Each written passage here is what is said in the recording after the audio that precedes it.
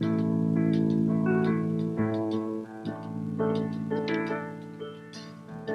evening. Welcome to News, Views, and Interviews on WROW. I'm Joe Condon, along with Nell Stokes-Holmes, who is celebrating her anniversary. Absolutely. 1 year ago. 1 year today. You started doing this, and you're still have your sanity. You're still in good health.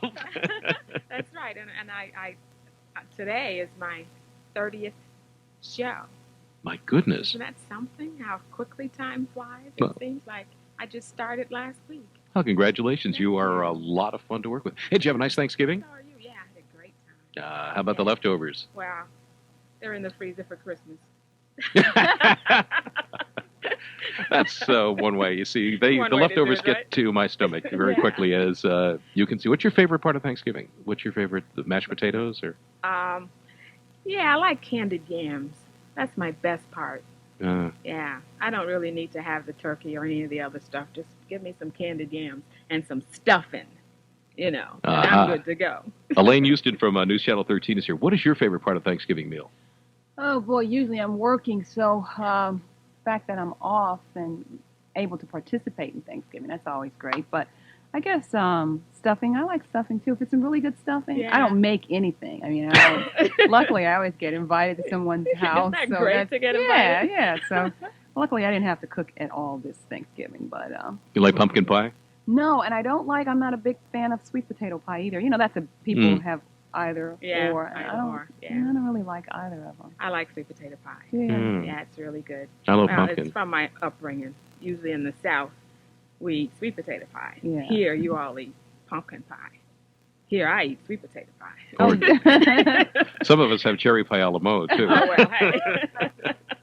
Anyway, what is this week's topic? Well, we're just going to chit-chat with Elaine a bit about lots of stuff. Herself, her work. Oh, boring. Okay. I think it's going to be an exciting show because I've got some neat questions, and I know that there are some people that I know, young people especially, who want to hear her talk about how she got involved in the media, and we're going to do that. Is that okay, Elaine? Okay. All right. So we'll start out by asking you: are you from this area? Or are you transplanted? I'm a transplant. I'm from the Midwest. I'm from St. Louis. Mm-hmm. And I've been here almost 6 years, though. Have it doesn't you really? seem. You were talking about your anniversary, Mm-hmm. and I was thinking about that myself. Can you believe? I was saying to myself, you've been here 6 years. Yeah. So. And when we watch every weekend, and you're there, it seems like you've always been there. Really? Yeah. And I've been here. I've been at the station for almost 6 years, starting in January, but I've only been anchoring the weekend. I know. For about a year, maybe that long. Right. I was an anchor before I came here, but It's only a year, really? Yeah, Yeah, I haven't like been you've always anchoring been the weekend that long. We had a string of people before me. You've done a lot of. Before that, you did a lot of fill-in and stuff, though, right? Yeah, I filled in a lot for the people before me. Randy Salerno was a weekend anchor, and I filled in a lot for him. And as a matter of fact, I filled in. That was it. I filled in when we had the guy before me, Pat Menarson, and he left. And I came back from a conference, and I was telling my boss about all these great stories that I wanted to do. And he says, "Oh, by the way, I think I really want you to do the weekend." And I thought, the weekend? I'm just filling in on the weekend, So he says, "Yeah, you've been filling in, but I think that, we really like for you to do that." So that's how I got started doing that. And it probably was September of last year, so it's just been a little over a year that I've been on the weekends anchoring. And where did you come from? What station were you at before you came I was in here? Peoria, Illinois. Mm-hmm. I was the weekend anchor there for about 3.5 years before I came here. Mm-hmm. And it's interesting because Randy worked at the same station. Randy Salerno and I worked in the same town, the same station in Peoria. Mm-hmm. And that's a very nice town, Peoria. It's a small town, I guess probably 100,000 people.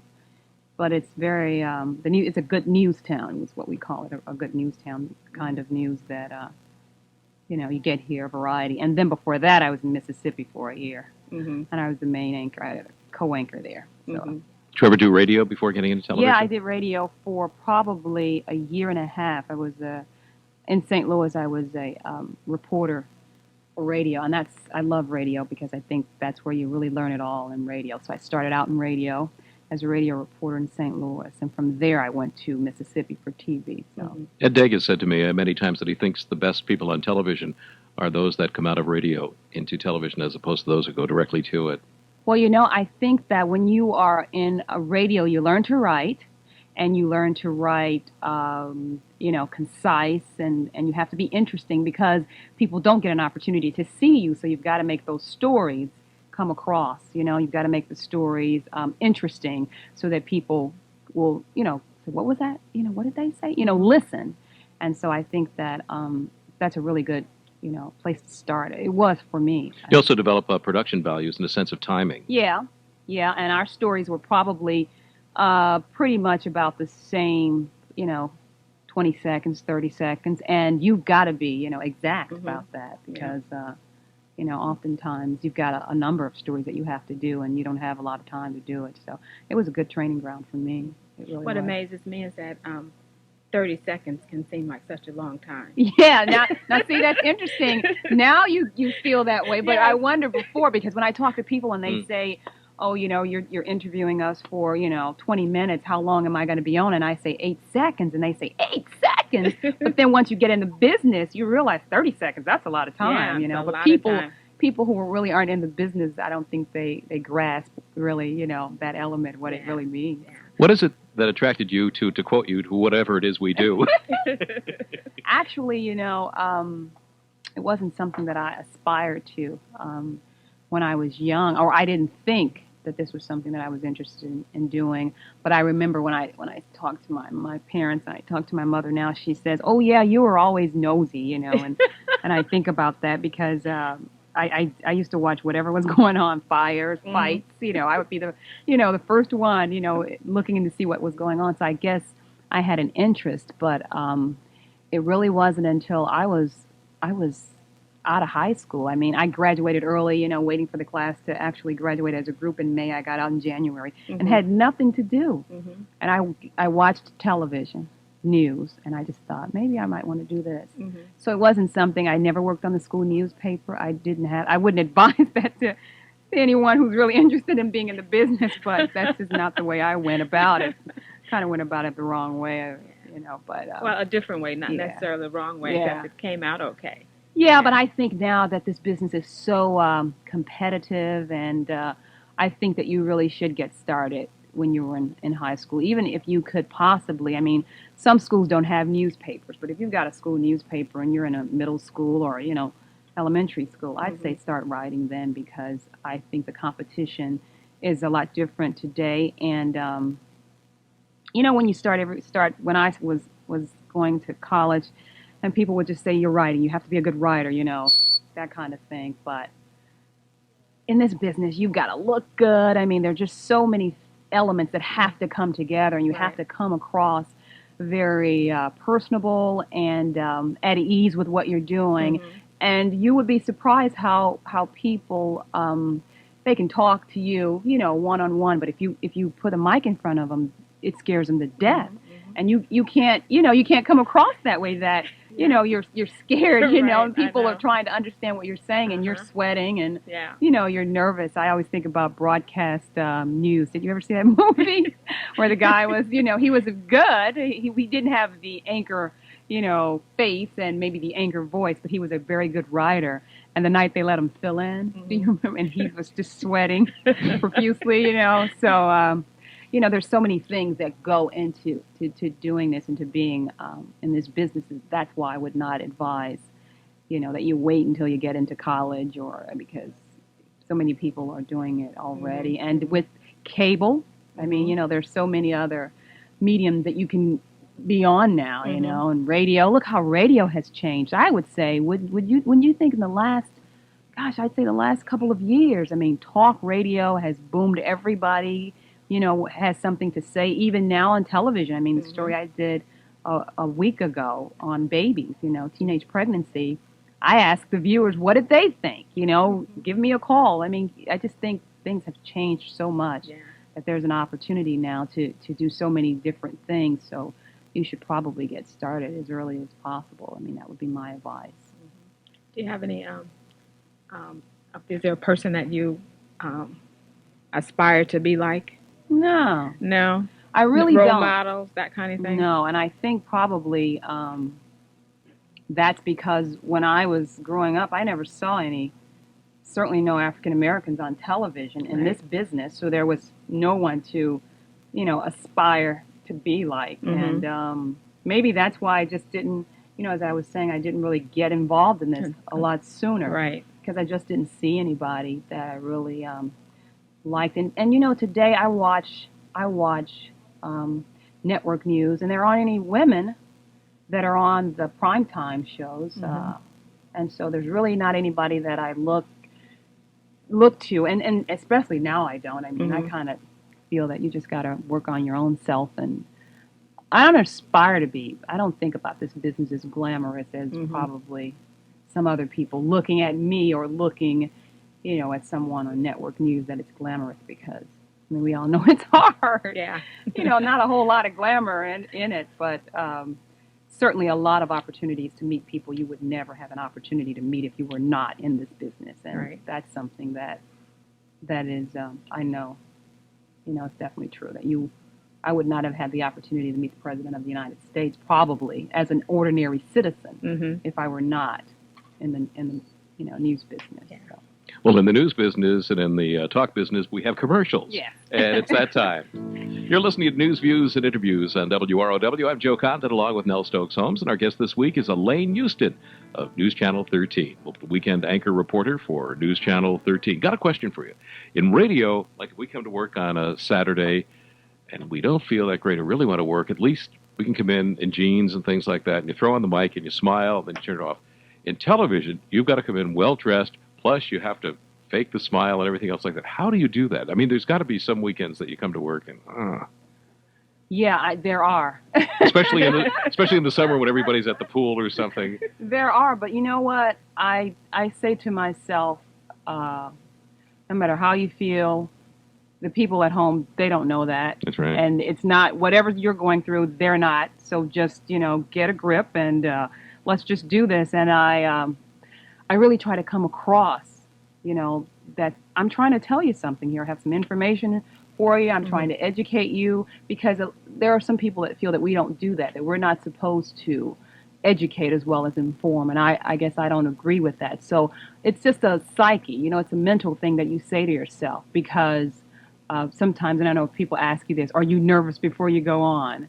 And it's not nervousness, but it's I think in my mind it's a preparation that I sit on the desk and I try to get out there just a little bit early, not much early, because we're always running. And I say to myself, okay, here we go. And, I mentally get myself in gear. And then once we're on, I just let it go, and I just try and, I try and keep in my mind that I'm informing you, I'm telling you about something. I'm not preaching to you, but I'm saying, because sometimes I look at the stories and I haven't seen the tape. And if it moves me and I say, I mean, a while back we had a turkey bowling contest. And I looked at that and I thought, now, is that nutty or what? And when I came out, that's exactly what I said. I'm feeling what you're feeling. Yeah. Some people just, and I remember my colleague, Paul Cayano, said, some people have too much time on their hands. We laughed about it. And that. so when I'm reading the stories, when I'm talking to you and reporting the stories to you, I really try and think what you must be thinking. If it's a terrible accident, I'm feeling, this is terrible. Yeah. And so that's the way. I mean, certainly everybody's got to know you don't feel good every day. You're not always up, but people have to watch you, and they're depending on you.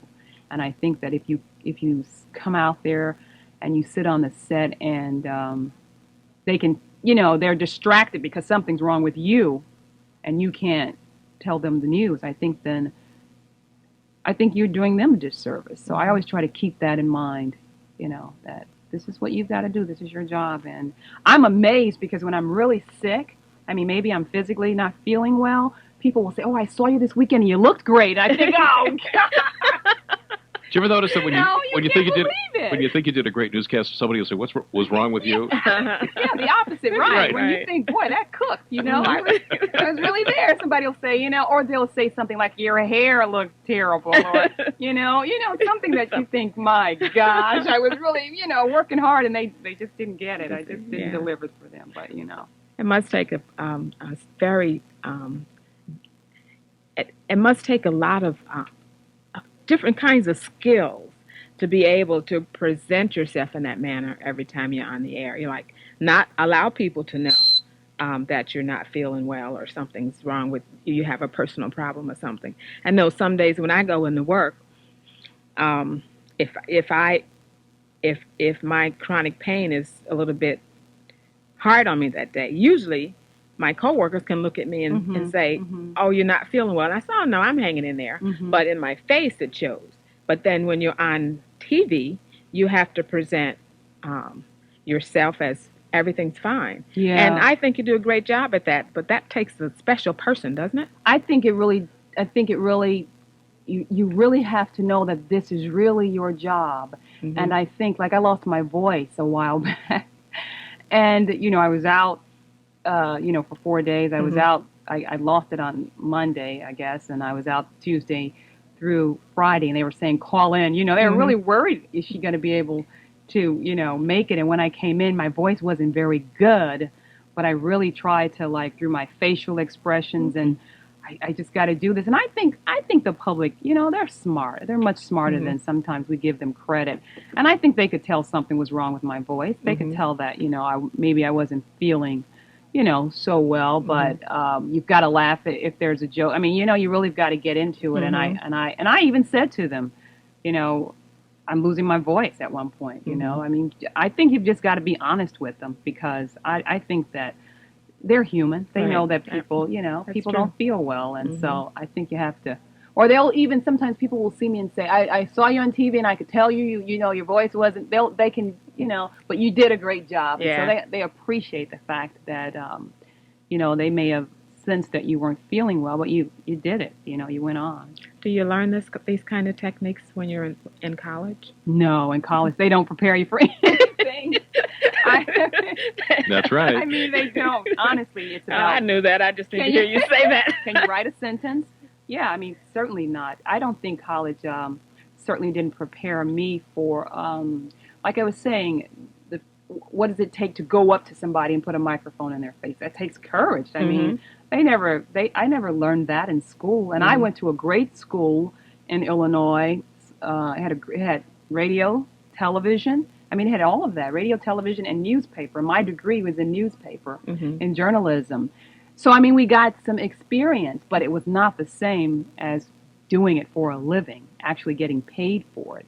And certainly, no, I think in our business, it's the experience that counts. I mean, you have got to be able that when that mic goes on, you say something, that you just don't. I think I read Larry King's book, and he was saying that he got his start, and, Mike was there, but he just couldn't say a word.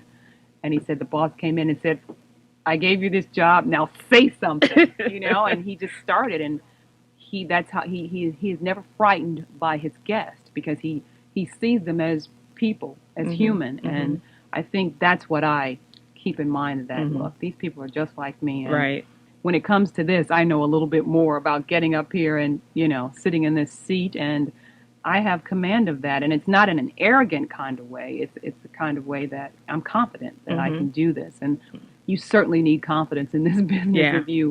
If you don't have confidence, you're not going to make it, because you've got people, you've got the public seeing you, and every night they look at you, and haven't you looked at someone? I mean, and you, like you said, you think you've done a great job, and they call you and say, "Where'd you get those earrings from?" And you think, what other job can people comment on just about everything? Yeah. And so I think that if you don't have confidence, even in yourself, even when people call you and say, "I don't like that story. I didn't think that, you should have included whatever." You accept their opinion and say thank you, and because everybody won't even agree with what you saw or who you talked to, and you were there. So if you say, "Oh boy, they didn't like my story, and now I'm heartbroken," you won't come back the next day. So I think confidence is something that you don't get in school. They don't tell you that. You just got to get out there and say, "Yeah, I can do this." I mean, and every day, it's not something that for me personally, every day I have to say, "Yeah, you can do this." I mean, I have to do that. Do a little stroking of yourself. I tell, and again, not in a, just in a way to, "You can do this, Elaine. Come on, let's go." Because oftentimes when you make a mistake on air, to you it seems tremendous. Yes. And you go and look at the tape and it's not as bad as you think, sometimes. But I'm saying the position that you're in where everyone can be critical, it could kill you. I mean, it could make you say, that's enough, I don't want to do it. And I often think about athletes, when they're right out there, and they certainly are alone sometimes, Michael Jordan, but he's so great. I mean, he doesn't, But I mean, you make a mistake or you lose, the game is lost and you are blamed solely for that. And if you don't have your attitude together, your attitude in check, and your confidence, I think it can really hurt you. You could say, I mean, people do it every day. People who just, were not able to say that I made a mistake. Let's try this the next day. Yeah, they just move on. They give up. Yeah, they give up, or they take it too seriously, and I certainly don't. I try not to take myself too seriously. The saddest story, I think, in the news business, and she's someone that I love to watch, was Jessica Savage. Yeah. And there was too. a movie out, a couple months ago on her life, and that's what I mean about confidence, because you've got people. Look at network people, people that the public that watches you, and you've got so many people, and it's all about that comment that has something to say about your performance. You've got to be able to say, okay, maybe today I didn't do, as well as I would have liked to. I flubbed this. But see, I think the public is so much smarter than we give them credit, because I think the public knows that sometimes you're talking and you flub. You make a mistake. Yeah. They don't hold it against you. Right. And I think if you take it to heart, then you're afraid to get up the next day, to get out there and to do it again. And I just see myself as human, and I let other people say what they have to say, and I take what I can take out of it, and what I don't think pertains to me, I let it go. Yeah, that's what Do you think have to do. Do you think it's important the people that you work with are a good support staff? Like at this radio station, everybody is supportive of everyone else, and I think that is so important to your working environment. Or as we were saying, people who work on the weekends are much closer than the Monday through Friday. I think that's very important too. I think so, and I think that we are able to. There's so many things that the public doesn't see behind the scenes. They see you there standing, in someone's neighborhood doing the live shot, but they don't see you running to the truck trying to get there. They don't see the people around you yelling at you, "Hi, Mom," screaming, and you've got to keep your composure. They don't see the fact that somebody's talking to you in your ear while you're trying to talk to them. They don't see all the things that are going on, and you really have to, when you go back and you're talking about what happened, you have to rely a lot on your coworkers to say, well, you couldn't hear, could you? You didn't have the sound, or you rely on that because tomorrow they may be in the boat that you're in, that something didn't go right. And I think that you really have to know how this business is, and you do have to like it, because I think things change from day to day, and you can have a story that works so well, and you've done so much, and then you don't have any sound. There's no audio. You're standing there, and all people can see is just your mouth moving. And you're thinking, man, what happened here? Yeah. But you still got to smile, and that's when Chris Kapasashi says, we seem to be having some audio problems. Yeah, I've heard that several times. Is it time? It certainly is. Okay. We're not having Thanksgiving leftovers, more or less. More or less. Probably a little too much more. Yeah, probably more. Absolutely. Elaine, one of the things I wanted to ask about was the time that you have to put in each week. Is it a regular 40-hour week or a 35-hour week, or is it you do everything until it's done? It's always 40 hours, but it may be more depending on the story, what has happened, because if there's some kind of natural disaster or fire or something going on, you don't leave that because, well, I'm off at 6, I got to go, folks. You have to stay, and that's the difference. And so depending, my normal shift during the week is 10 o'clock, but if I've been called to come to work at 8 or go to the scene of something. So it's 40, but it can always be more than vary. Yeah, depending on what's going on. But that's supposedly my normal time of coming in. So. And do you drive yourself to these remote areas? No, we have drivers. We have photogs. We're not drivers. We don't have chauffeurs. We have. They're in the limo. Yeah. We had. Boy, what a great job this is. we have photogs, and they usually drive. As a matter of fact, they don't want you to drive. No. But they usually drive, drive you to the stories. And I think that's great because when I was in Mississippi, I was it. I had to shoot my own video, so I was, in the car myself, and then I'd have to come back, put my story together. But here we have a photographer that goes with us, and he drives. He or she usually drives. So no, we don't have to use our car. Going back to your radio career through today, what is the most memorable story you ever covered? Gosh, there's so many stories that I have covered. I really can't. I can't think right now. One of the stories I did in radio in St. Louis, I believe it was Welch's. There was a Welch's baby. I don't know if they made baby food or not the Welch's grape juice people. That was just the name. I think it was a local company, and the building collapsed, and we won an AP award for that. And I remember that was a memorable story in radio because when any kind of disaster hits, your adrenaline is up, and you've got to call all kinds of people in on the story to work with you. And I just remember that being a story that we worked so hard as a team. You were talking about your coworkers as a team to get that story and to get it on the air, to let people know what had happened. And so I remember that as being a memorable story. But probably the first time I saw a president, and I saw Jimmy Carter, was the first time I saw a president, and I was there. I think it's interesting because when people see me on the street, they say, that's Elaine Houston, and most of the times I'm looking like, where is she? And then I remember, okay, it's me. It never dawns on me that it's a big deal. Mm-hmm. But there have been some people that I have met in this business where I have done the same thing and said, wow, that's Jimmy Carter. I see him on TV. And so probably meeting a president, Clinton, I covered him when he went to West Point for the graduation. And probably stories like that. But I think probably the stories that I like and that really affect me are stories that we help people. When we really help people, we do a great job of getting information to people and being of service to people when they are. And I think about medical, if they're in need of some kind of transplant. I came here and there was a story of a young boy that had he had cancer, and I didn't know the family, but someone was telling me about it, and I did a story.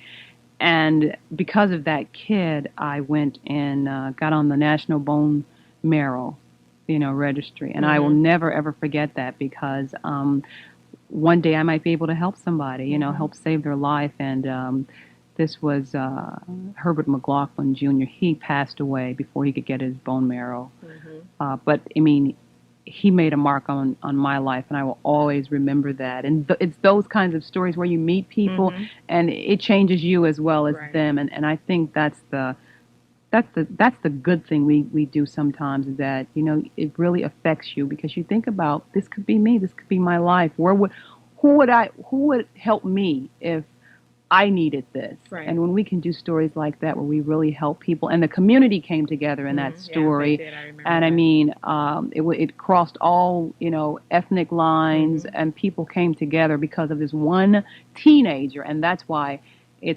I feel so sad about some of the things that are going on with teenagers, especially in the African American community, where they don't think they matter, and they they're having problems because just everybody matters. I mean, that one person can affect so many other people, and those are the kinds of stories that I really think and say, wow, we did that. We really helped somebody with that. And that's good when we do that because we've had criticism when we do other things not so well. Yeah, well, people are quick to criticize. Yeah. Do you have sisters and brothers? And are they also in the media? No, I'm it. And and no, I have two brothers and a sister, and it's so funny because they don't think I'm really a big deal either, unless they're telling somebody that what I do. because I remember when I was reporting, they would always say that I was an anchor, and I say, I'm not an anchor, I'm reporting. And they say, oh, my sister's in New York, like I'm in, New York City. They would just always, make you just a step higher. That's And nice. like Calvin and owning the McDonald's Yeah, store. right. It's his store now. He has partnership in it. Yeah. So sometimes they think I think that's pretty funny, and I get them. We got some tickets to go to Oprah Winfrey, and oh boy, I was a big deal then. My mother, I took her and my aunt, and she was telling people, well, she's taking us. I'm not taking you on the Oprah Winfrey show. I got tickets, but it was like I knew Oprah. Yeah. So sometimes when you can, when you can do things for your family, it's really nice. But yeah, they think I'm doing okay. Yeah. Where are you in the number? I'm the second child. Second. Yeah, I have a brother that's older, and then I have a brother and sister younger, and they don't think I'm such a big deal. Usually family don't. Yeah. Something you mentioned early on when we started the show about when I asked if you had any role models or people that you want to aspire to be like, and you mentioned that growing up you didn't see any African American people on TV. Not in the news business. Not in the I don't news remember business. seeing anyone. Yeah, in the news business. Mm-mm. And one of the things that's happening now is that you can see a number of people. Mm-hmm. What would you say to a young African American child who wanted to be a reporter? Well, first of all, I guess I would probably say to them is think that you can do it. Believe that it's possible, regardless of where you live. If you live, if you happen to live in a housing project, if you happen to come from a single parent, parent household, you've got to believe that it's possible. Because that's me. Mm-hmm. I grew up in a housing project. And who would have ever thought that, I would ever be on television? Certainly not the people who knew me then or knew of me when we lived in a housing project. Because kids in the projects just don't make it. That's the stigma that's given to you. So I'd say don't look at your situation and what you may be doing now, where you may live, what your life may be like now. But I'd say aspire to do it. And I'd say whatever you want to do, if you want to be a reporter, whatever you want to do, call somebody up who is that. Mm-hmm. I didn't have a person that I remember on television, but call somebody who is on television and ask them about it. Mm-hmm. Because if you're going to be a reporter, if you're going to be anything, whatever you're going to be, you can't be fearful. Yeah, you got to have a mentor. Yeah, you've just got to call them, and if they don't want to talk to you, call the next person. I mean, what's it going to hurt you? Mm-hmm. All they're going to do is say, no, I can't talk to you. Mm-hmm. So I'd say call somebody up. But then I'd say, look at yourself and try and set yourself apart from other people. I always try to set myself apart from other people. Not that I think I'm better than other people, but I have integrity, and I think that's something that's missing a lot. Integrity is not something that is looked upon as, genuine. Mm-hmm. It's like kind of, that's no big deal. That's not really a great character trait. Mm-hmm. But it is, because when you have integrity, you don't do certain things. You don't allow yourself to be in certain places. And I think you've got to look at yourself and say, I am different. I am here on this earth, and I'm going to change the world with whatever you do. Mm-hmm. And that may seem like a big deal, but, I mean, I think you can do that as a child. I think you can do that as a young person, and then get started with it. I think you can start by asking people to help you, and I think anybody worth their salt should help you. I mean, I'm opposed to people who have, quote, made it, and then they don't want to help anybody else, because what's the point in being number one or being, I'm the head of this. So what? Mm-hmm. And you're leaving everybody else down at the bottom of the, of the pole. You're not helping anybody else climb up this ladder. I think that stinks. And so if I were you and I really wanted to be in this business, I would call up somebody who is in this business, because they're in it. They know what's going on. And ask them about it. Ask them what you should take. Ask them what you should do. I think that practice. I mean, pretend that you are on the air. I mean, honestly, do that and try and get on a school newspaper or radio station or something now and try and work. I get so many calls now from students who are graduating. They have never had an internship, but they want a job in TV. And there's really nothing that I can tell them because, again, in this business, experience is what you need And I understand when you're young and you're in school, you don't get a lot of experience, but there are things out there that you can do. There are cable stations that are opening up. There are radio stations. Even if you're not working, go and volunteer. Mm-hmm. I mean, call up the station, call up and just volunteer. I mean, that's the best experience you're going to get, and just continue it. We have a 15-year-old intern at our station, Mm-hmm. and that's what he did. He just called up. He called and he asked Benita Zahn some questions, and now he works with us on the weekend. Mm-hmm. And he's 15, so you know by the time, I mean, he really gets in college, he's going to be great. Yeah. Because he has all this experience. And there are also a lot of other jobs that are not in front of the camera. Right. There are a lot of jobs in this business that that are really good jobs that you can be a part of. So I just get to know, you know, what this job entails, what's at the TV station, what's at the radio station, what do they do there, Mm-hmm. That's what I would do. We do breaks at this station, News Channel 13. What would you say to somebody that wants to get into the business? You're out of your mind? Well, I think that you've got to know what the business requires, because Nell was asking me how many hours I work a week, and sometimes people say to me, so what, you go in at 5 o'clock and you're on the air at 6? They don't know I've been there all day. Mm-hmm. They don't know that I actually work 8 hours a day and sometimes more, and I think that I don't have a family. I'm not married. I mean, you give up a lot of your life. When you say broadcasting is more a way of life than a job? I only want it to be a job, though. It's a way. It's exactly the way you described it, but I'm determined not to let it be a way of life for me. And maybe it has been early on in my career, but I don't want it to be that way for me. I really try and look at it, and especially it keeps me grounded to say, this is just what I do for a living. Mm-hmm. This is not me. Mm-hmm. You know, that hopefully I can do other things besides be a television anchor reporter. Hopefully I can volunteer, and help my community. I want my life to be, well-rounded. I'm a Christian, and I just don't believe that I'm here just for people to see me and say, boy, she's on TV. I've got to be worth a little bit more than that. I've got to be able to do more than that. And so that's why I don't want it to be my life. No, it's not my life. It's just what I do for a living. It's got to be that, That's good. It's got to be that. I guess it does. As a black woman, with the type of job that you have, what has been the most difficult for you, and what has been the least difficult for you? Well, it's interesting because we were talking about Jessica Savage earlier on, and I think while there are more women in the business, if you really watch the business, there are no women on nightly news. There are no anchors. All of the anchors on nightly news are men.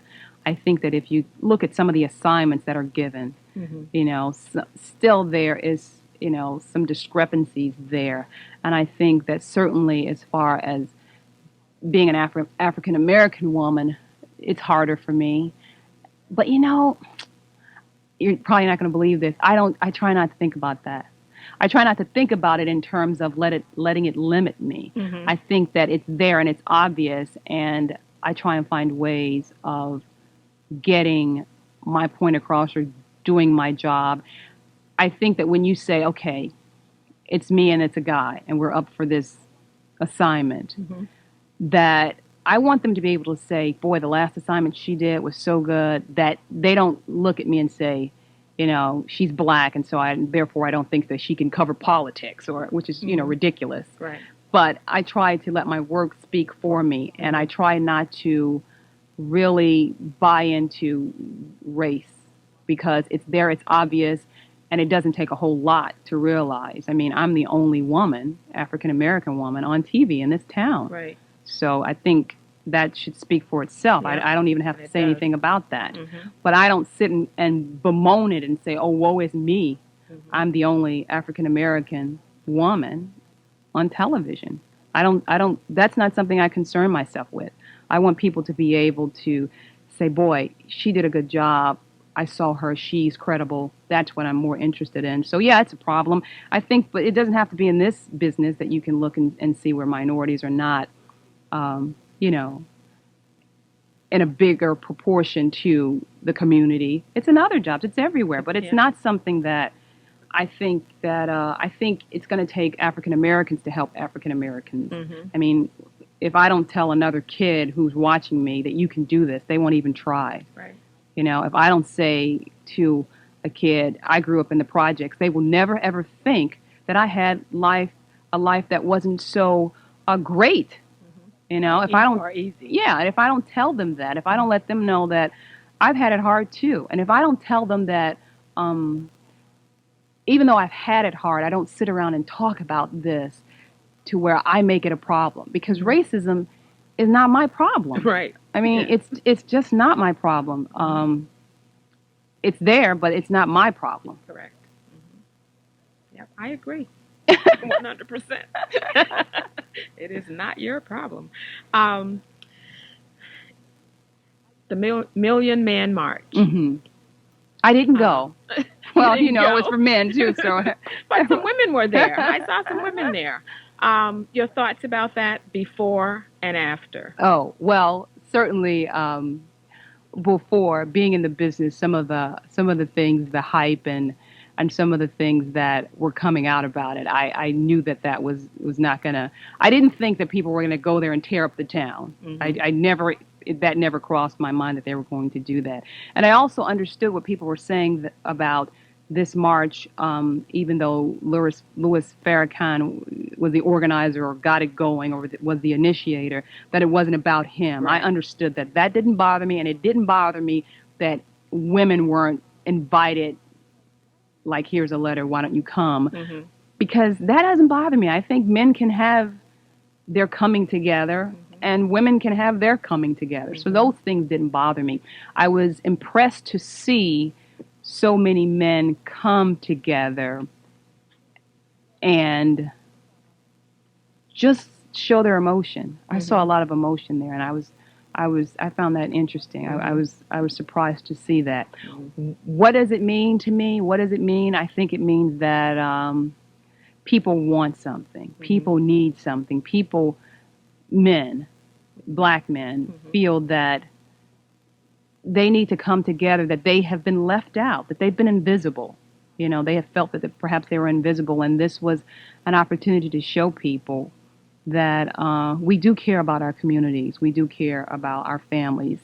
There's some things that have happened that perhaps we're not, so happy about, responsibilities and roles that we've played, but you need to see us differently. You need to see us as not all being murderers, thieves, and I think that was kind of the message that I got out of it. I take it for what it was worth. I don't have a problem with it at all. I wasn't there. I didn't cover it. The religious aspect of it, I don't agree with some of the things. A lot of the things, well, because I'm a Christian, and I don't believe that I have to go. It's such a personal thing. I don't have to go to Washington to get my spirit, cleansed. I can talk to God right where I am. I don't have to do that. I understand that some people felt that they needed to go there, and maybe for some people it wasn't about a spiritual, situation at all. It was just a coming together, and that's good for you. I mean, that's good for you to see other people like you. I go to a conference of black journalists, and I love to go there because when I go, I feel motivated. I say, here I am alone, maybe in my own community, but when I go there and see everybody together, it inspires me. So I saw that march as inspiring for so many men. I think that maybe it worked for them. The problem now is, what do you do after you come back? Absolutely. And that's why you don't go there to get it. You've got to have it in you already. Yeah, and that's what I hope that they can come back and get involved in their communities, which is one of the things that it talked about. They talked about there. And I didn't see the entire march because I was working. But I know there was talk about, no, when you go back to your community, get involved. And I hope that's what some people are doing. Right. Affirmative action. What about it? Your thoughts. When you... It's a whole debate, It's a debate, but it's just... I don't understand the debate because... I see some people talking about affirmative action, and how can you, if you don't have affirmative action, how can you get in to be a part of a company? How can you get in and work if you don't have affirmative action? I don't see what the big debate is. I don't think it's about quotas. I don't think it's about a handout. I think it's about the opportunity to get in and to be a part. And I don't see the big brouhaha about it. And I don't think that I think people are unhappy right now because I think many of the jobs are short. And I think there's a lot of competition out here. And I think that's what it's about, not about one person getting more, or one race or one community getting more than the other. I don't agree with that. Okay. Well, we'll have that as the last word. Okay. Thank you so much for coming. All right. Sharing this hour with us. It's been really, really good. In closing, I say, yesterday is history. Tomorrow is a mystery. Today is a gift. That's why we call it the present. Good night. You've been listening to News, Views, and Interviews on WROW. I'm Joe Condon, along with Nell Stokes-Holmes, and our guest this week has been Elaine Houston of News Channel 13. This program has been pre-recorded.